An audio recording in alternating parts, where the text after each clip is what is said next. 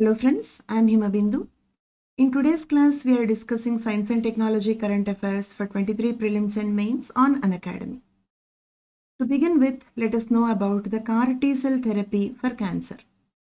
To understand the CAR T-cell therapy, we need to know about the T-cells and B-cells of the immune system. In our body, we have two types of immune system. The first one is the humoral immune system. Humoral immune system fights against the foreign antigens, like for example, bacteria. The major cells of humoral immune system are the B cells. B cells' duty is to produce antibodies, and the antibodies destroys the foreign antigens. And each antibody is highly specific to a particular foreign antigen, like a lock and a key. This is in brief about the humoral immune system.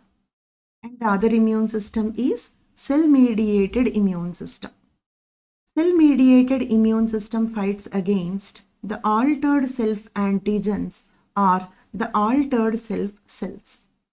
Altered self cells are our own body cells, but they are altered or modified due to some disease. For example, cancer cells and virus infected cells. When a virus infects a host cell, it uses the host cell machinery to produce its own proteins. So, when our body cells are infected by the virus, they start producing the viral proteins. Therefore, we must kill our body cells, though they are our own cells. Such cells are called as altered self cells. T cells are the killer cells that can directly kill the altered self cells like the cancer cells. The T cells are the major cells of the cell-mediated immune system and they directly kill the altered self cells like cancer cells. From this discussion, we can understand that the T cells have a natural capacity to kill the cancer cells.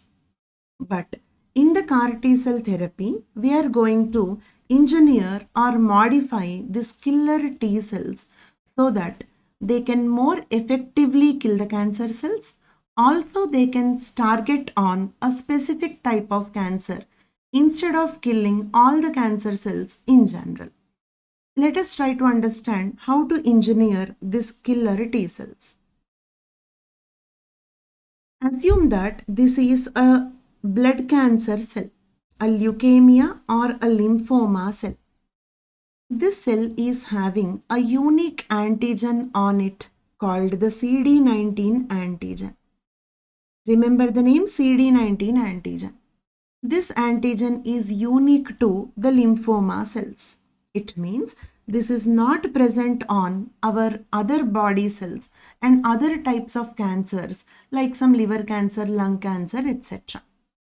And this is a T cell.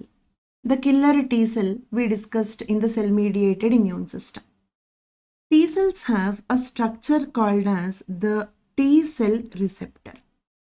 T cells recognize the cancer cells with the help of this T cell receptor and kills the cancer cells.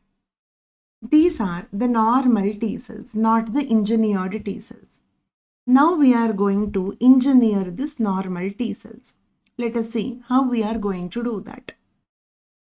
We take this normal T cells from a cancer patient and what we do is we modify this T cell receptor. How do we modify this T cell receptor? By adding the CD19 antibody to this. Is it clear? This is CD19 antigen, a unique antigen on the lymphoma cancer cells. This is the T cell receptor, the same T cell receptor we discussed here. And this blue color structure is the antibody for this CD19 antigen that can specifically bind to this CD19 antigen and therefore to this lymphoma cell. And this combination is called as chimeric antigen receptor. The word chimera because in Greek mythology, chimera means a combination or a mixture. This is a combination of two components. The first one is CD19 antibody and the second one is the T cell receptor. Together, this blue and white structure is the chimeric antigen receptor, abbreviated as CAR, taking the first letters from chimeric antigen receptor. And the T cells having this chimeric antigen receptor are called as CAR T cells. These CAR T cells can specifically bind to this lymphoma cancer cells and kill them. This is nothing but the CAR T cell therapy for cancer. Let us now understand how this therapy is actually used for a patient. In the step 1, we collect the normal T cells from the cancer patient, the blood cancer patient. Step 2, we engineer this normal T cells by adding this CD19 antibody to them.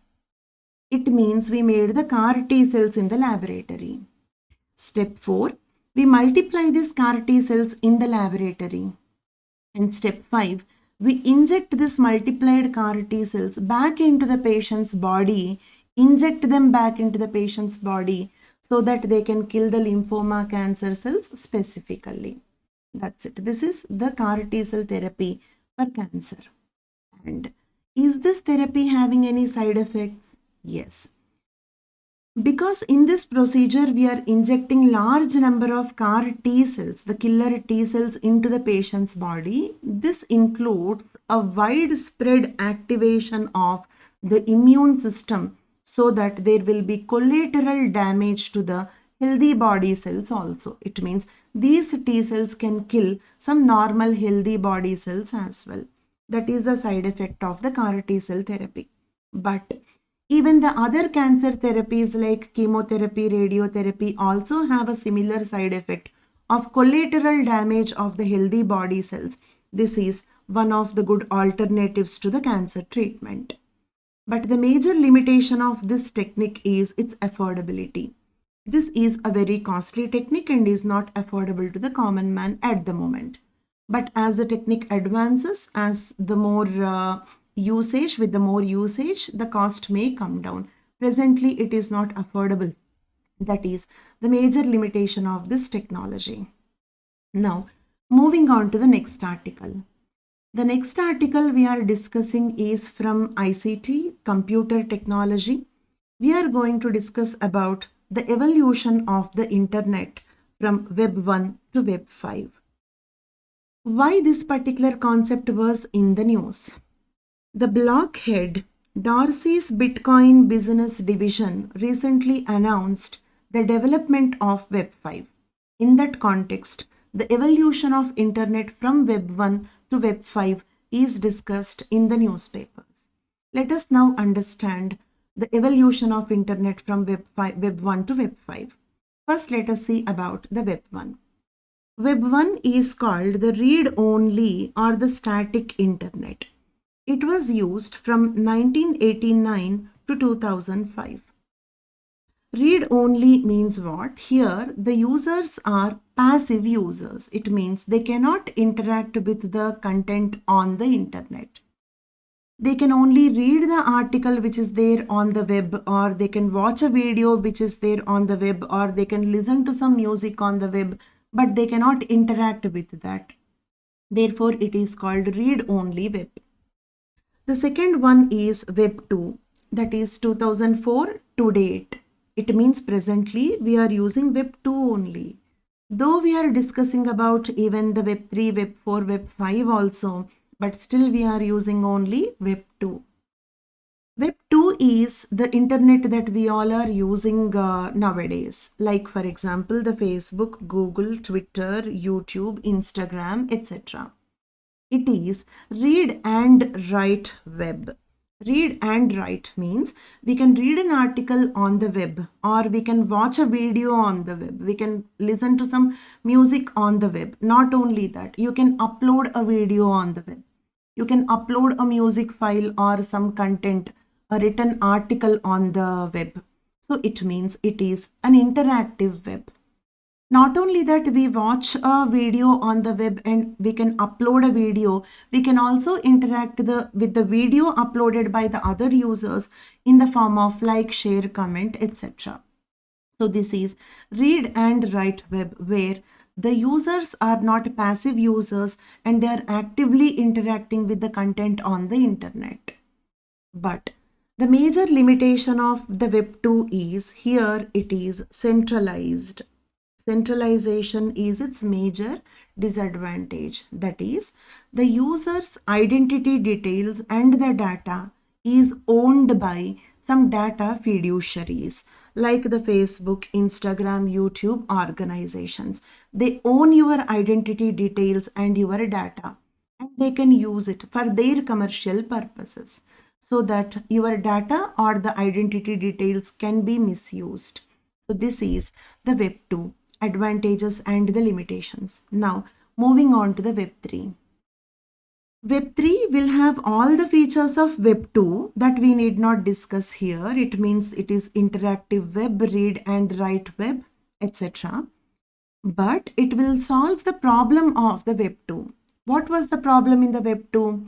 Centralization of the ownership of data.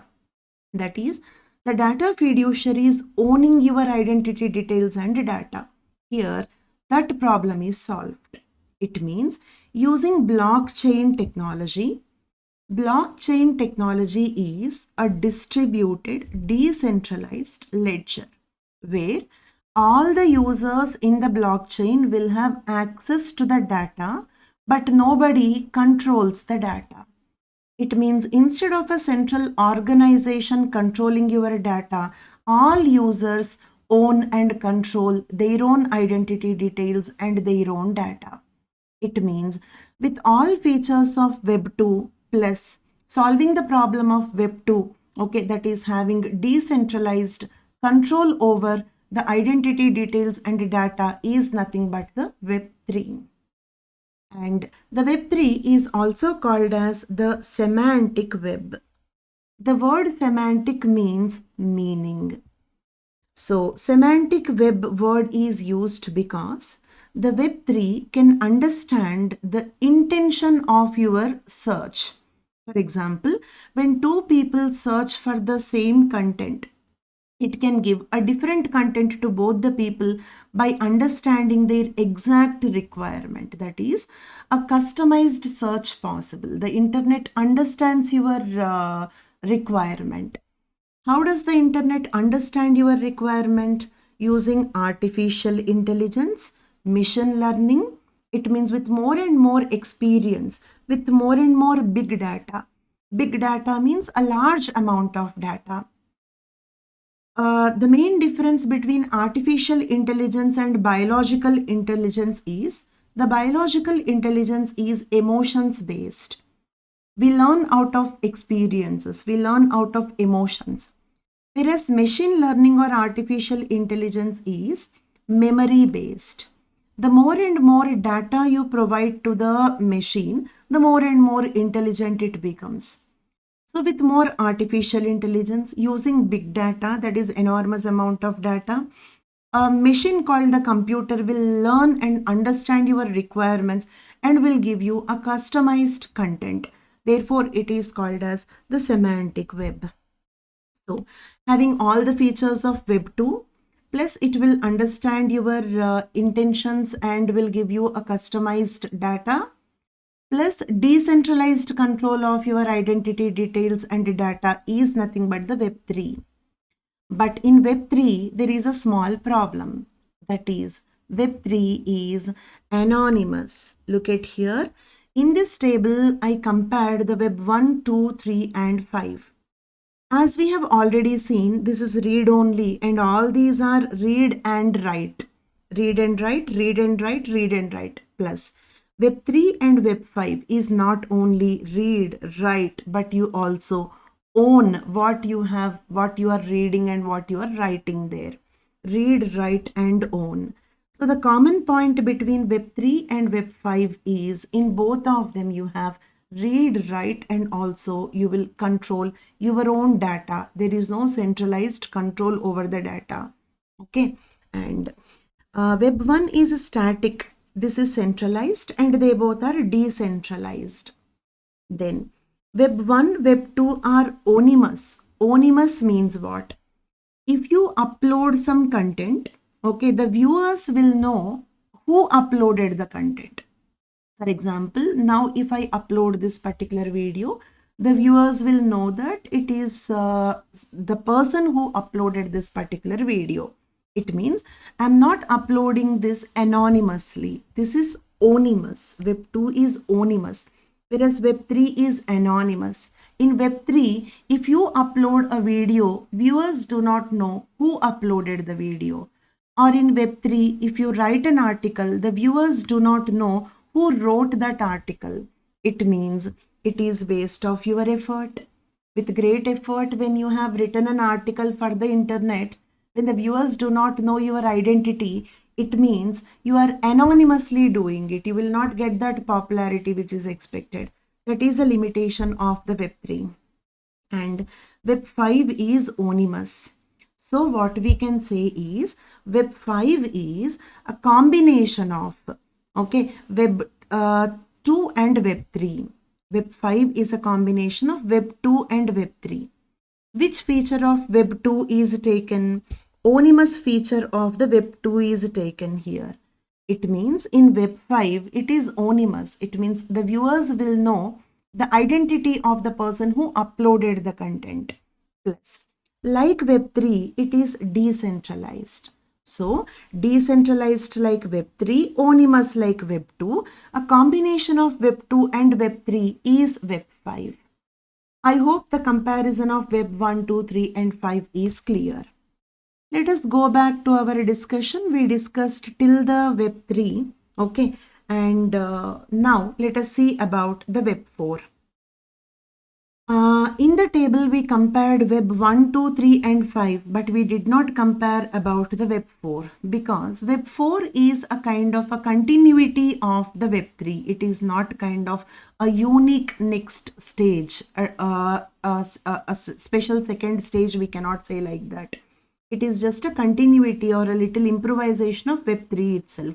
Okay, but there is one very crucial improvisation here, that is brain-computer interface. A very crucial improvisation, brain-computer interface means in the Web 3, you have to search the content. It means you have to type what you want to search for. For example, I want to search for about Web 3, then I have to type Web 3 and search for it.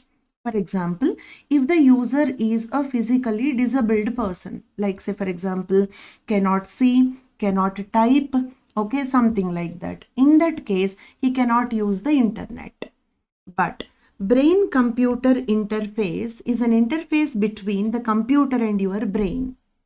Without me typing the keyword Web3 to search about it, okay, the computer will understand that. The computer can read my thoughts. It can read my thoughts. It will understand that I want to search about Web3 and it will search about Web3 for me. And it will give me information about Web3. It means with the help of brain-computer interface, Web 4 will be quite useful for the persons with disabilities. This is one major improvisation over the Web 3. Remaining all features are like Web 3 only. Okay, it is anonymous. Web 4 is also anonymous, having the limitation of the Web 3. That is, users will not know your identity details. Okay, and it is decentralized, the advantage of the Web 3. And it is also semantic, that is, it also uses the artificial intelligence, machine learning, etc. to give you the customized data. Plus, not only giving you customized data, it will give you customized data without you searching for it. It will understand your thoughts and it will implement your thoughts. Machines like computers and other machines can understand your thoughts, read your thoughts and implement your thoughts. So this is mainly advantageous for the persons with disabilities. Now moving on to the Web 5. Web 5 is a symbiotic web. As I already told you, it's a combination of Web 2 plus Web 3. Okay. Having the Web 2 feature of Anonymous, it means if I upload a video, everybody knows that I uploaded the video. They know about my identity. Okay, then like Web3, everybody knows about my identity, but nobody can use my identity details. Nobody controls my identity details. So decentralization of Web3 and anonymous nature of Web2 together is Web5. So Web2 users have an identity that is managed by the authority, but in Web5, okay, the identity is managed by the users themselves. So this is about the symbiotic web, okay, that is machines and humans are working together. Symbiosis means what? Mutual help. Machines and humans are working together. Okay, it means the Web4 feature of brain-computer interface can also be used in Web5. Always remember, when we go to the next level of evolution, it usually will have the advantages of the previous one, and it will correct any disadvantages of the previous one. So this is having all the advantages of the Web4.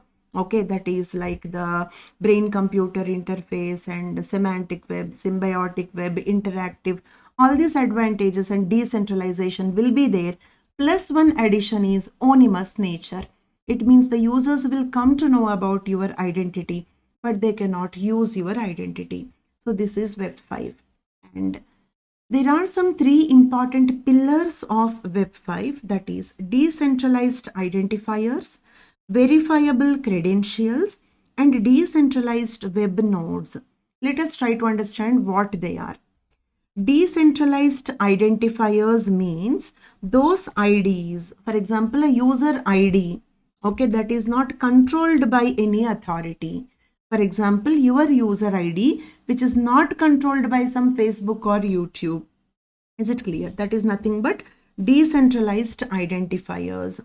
Users' IDs that are not controlled by some centralized authority, or users' IDs that are controlled by themselves in the form of distributed decentralized control using the blockchain technology. Such identity details are called as decentralized identifiers.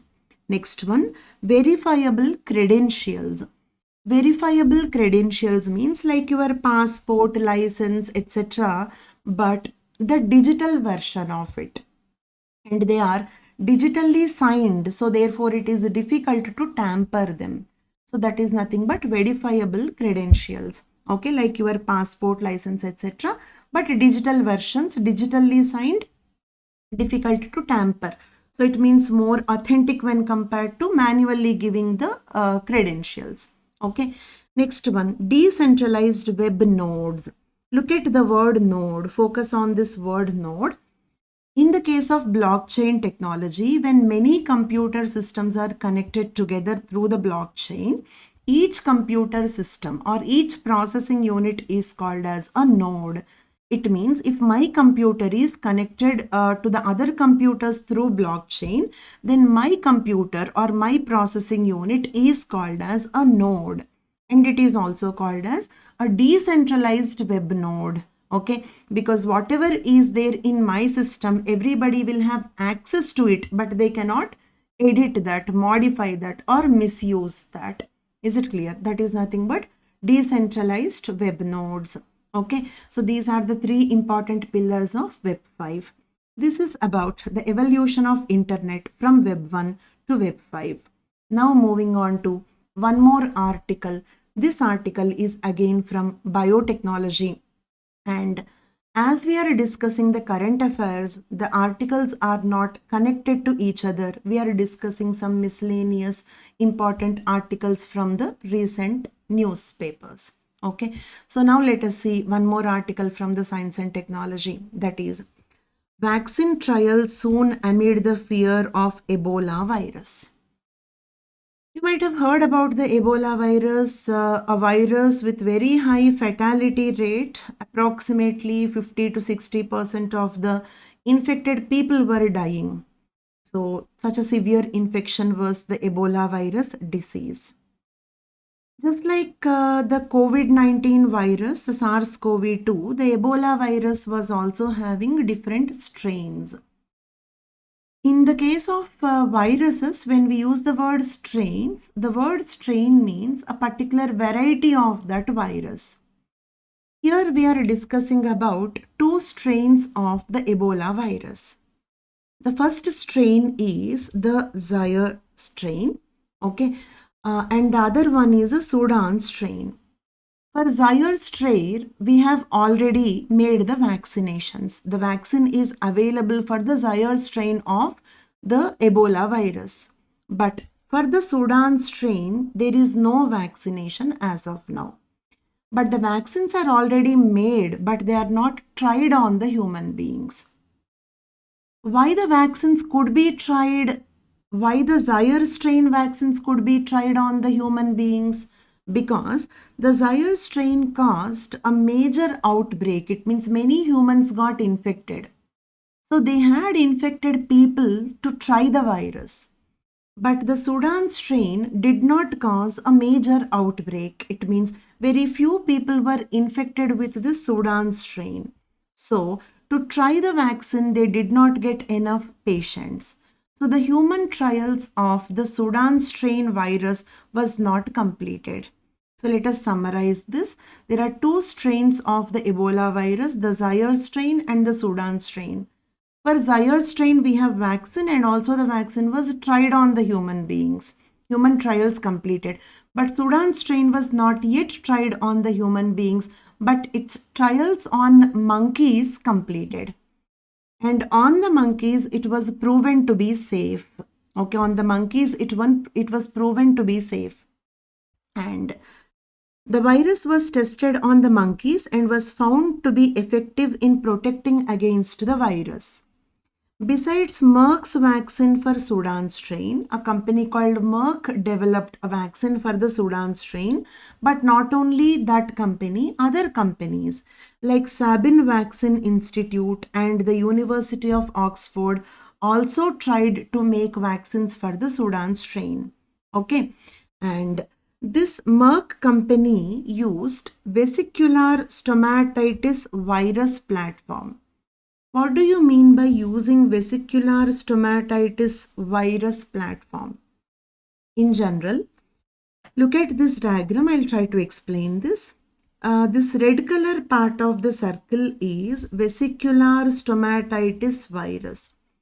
You need not know what is that virus, what infection it causes, because this is not important for us. We are using this only as a vehicle, only as a carrier for our Ebola gene. The white color structure that I have drawn here is a gene from the Ebola virus. So it means we are using vesicular stomatitis virus as a vector. Vector means what? Carrier. The word vector means carrier. We are using vesicular stomatitis vector or a carrier to carry the Ebola gene. Such vaccines are called as viral vector vaccines. We have viral vector vaccines for COVID-19 as well.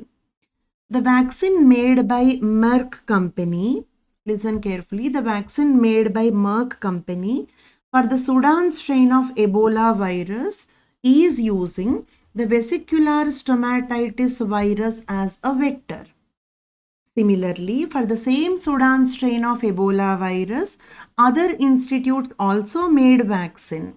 That is, Sabin Vaccine Institute and the University of Oxford also developed vaccines, but they used chimpanzee adenovirus vector. Okay, it means instead of the vesicular stomatitis virus, here you have to use chimpanzee adenovirus vector.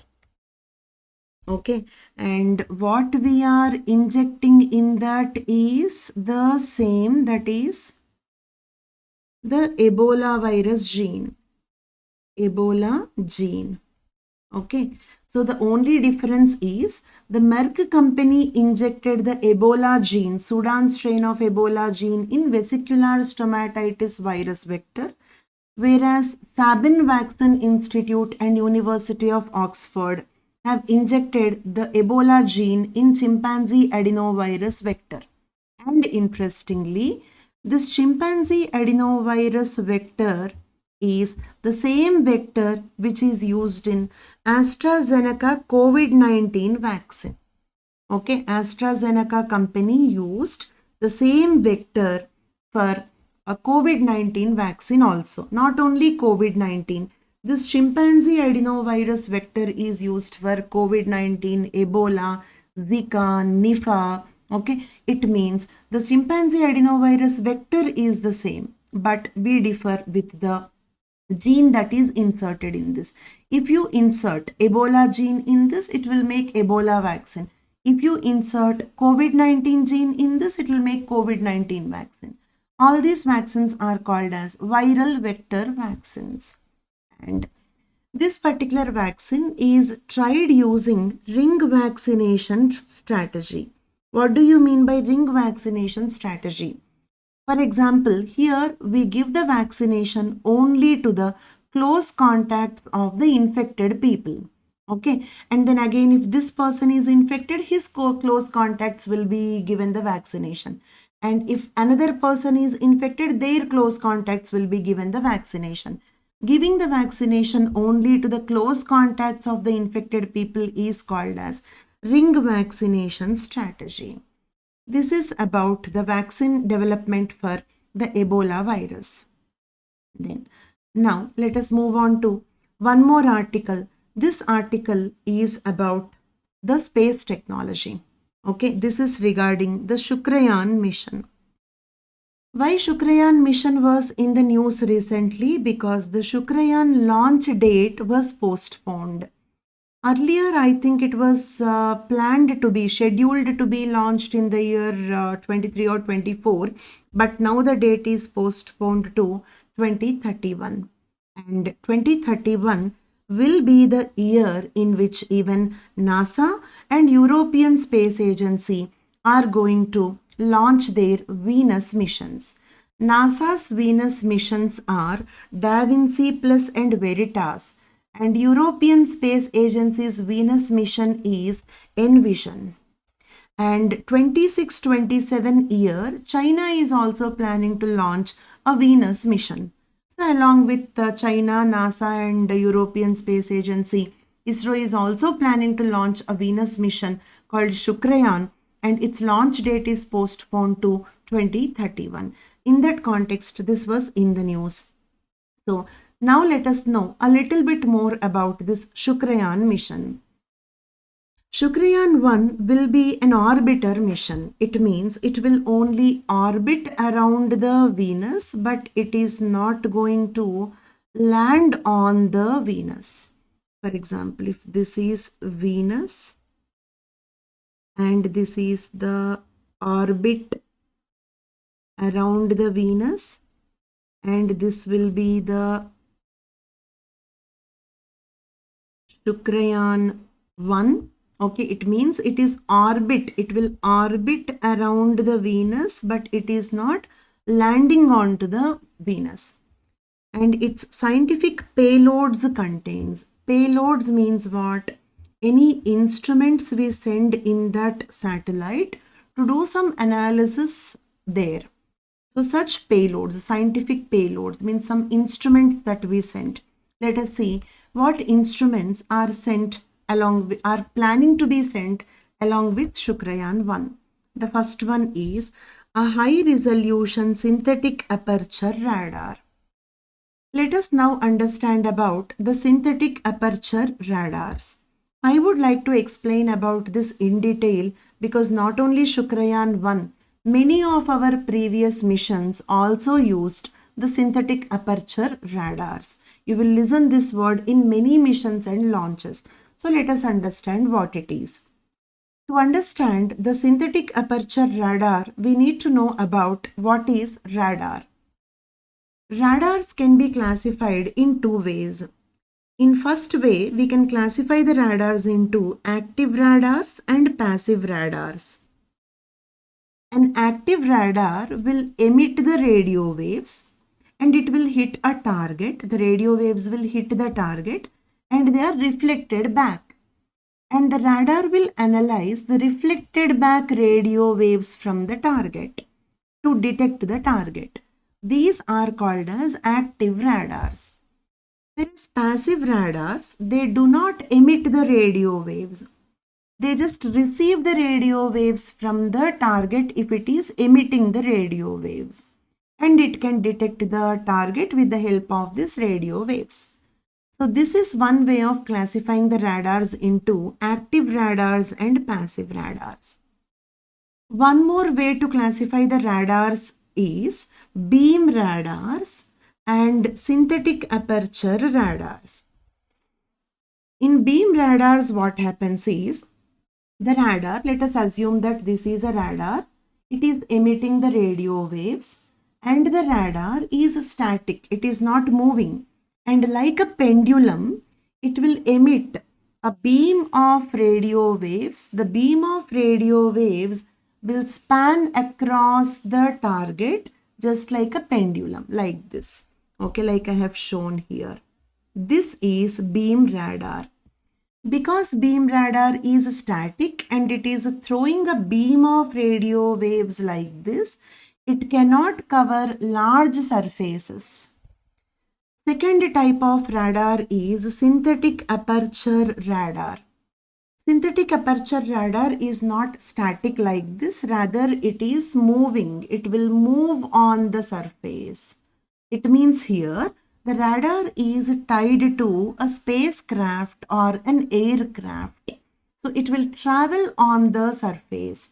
Okay, so while it is traveling on the surface, it will emit the radio waves across the surface. It means it can cover that much surface, okay, so much far that it can travel.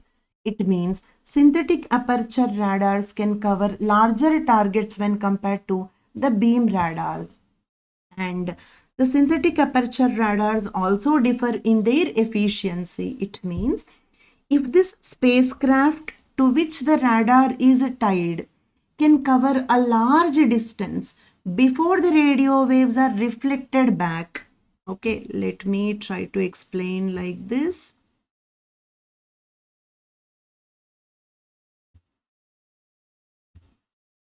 Let us suppose this is emitting the radio waves and these radio waves are reflected back. It is emitting the radio waves are reflected back. Before the radio waves get reflected back and reach that aircraft, how much distance it can travel is directly proportional to the area it can cover. I repeat, okay, the synthetic aperture radar is emitting the radio waves. The synthetic aperture radar is emitting the radio waves. And they will hit the target here. They will hit the target here. And the target is reflecting the radio waves back. They go back and again reach the radar which is tied to this aircraft. Please remember, in the synthetic aperture radars, the radar is tied to an aircraft and it keeps moving over the surface. So before this radio waves get reflected back, how much distance this aircraft can travel, that much surface area the synthetic aperture radars can analyze. So this is about synthetic aperture radar. If this is little complicated to understand, you can only remember one point, that is beam radars are static and they throw the beam of radio waves like this, whereas synthetic aperture radars will travel over the surface. So the synthetic aperture radars can cover larger targets. Okay, that is synthetic aperture radar. One of the scientific payloads in Shukrayaan-1 mission is the synthetic aperture radar. Second one is a ground penetrating radar.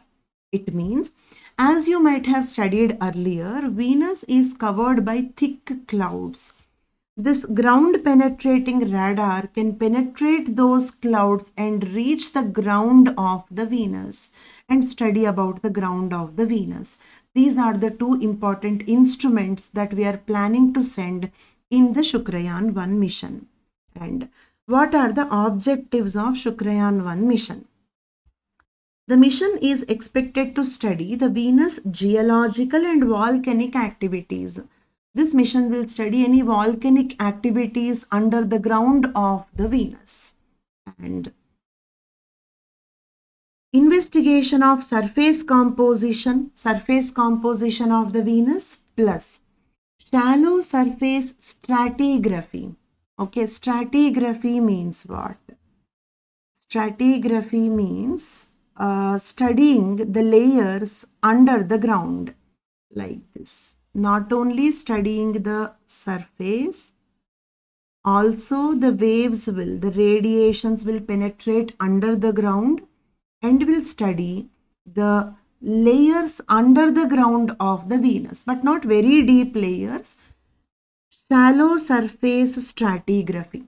Okay, the Shukrayan 1 mission will study shallow surface stratigraphy. Strata means these layers. Okay, it will study the shallow layers like this, not very deep layers like this. Okay, so studying the volcanic activities, geological features of the Venus, surface features of the Venus, strata, shallow strata of the Venus, and study the structure and composition and dynamics of its atmosphere. Structure of the Venus atmosphere and the dynamics of the Venus atmosphere, how the Venus atmosphere is changing over a period of time, and how the solar wind is interacting with the Venus ionosphere. It means this is about the solar storms. In one more class, we will discuss about solar storms as well. But any planet will get a solar storm when the solar winds interact with the outermost layer of the planet's atmosphere. I repeat, any planet will experience solar storm when the solar winds interact with the outermost layer of that planet's atmosphere. So here we are studying the solar wind interactions with the ionosphere of the Venus. It means we are studying the solar storms on the Venus. Then we also try to study what causes the thick clouds at 60 kilometers altitude from the Venus. What is the reason for thick clouds in the Venus atmosphere? What causes high velocity winds at a slow rotating planet? Venus is actually rotating slowly around the sun. When a planet is rotating slowly, the winds are expected to be slow, but there are high speed winds, high velocity winds on the Venus. What is the reason for this high velocity winds on the Venus when Venus is rotating slowly? What is the unknown absorber of the UV in the Venus clouds? Okay, in the Venus clouds, which element is absorbing the UV radiations? And is there lightning on the Venus? These are all the things we want to study about Venus. Why are we so interested about Venus? Why do you want to study about Venus so much? Because, you know, Venus is known as the twin sister. It's a twin planet to Earth. It is very similar to Earth. By studying what is happening to the Venus today, we can get some clues about the future of the Earth's atmosphere, the future of the Earth's volcanic activities, the future of the Earth's solar storms, etc. So that will be the significance of Shukrayan mission. That's all for today's session. We'll cover a few more current affairs in one more such session. I hope you found this video useful. Thank you so much. Let's meet again. Bye-bye.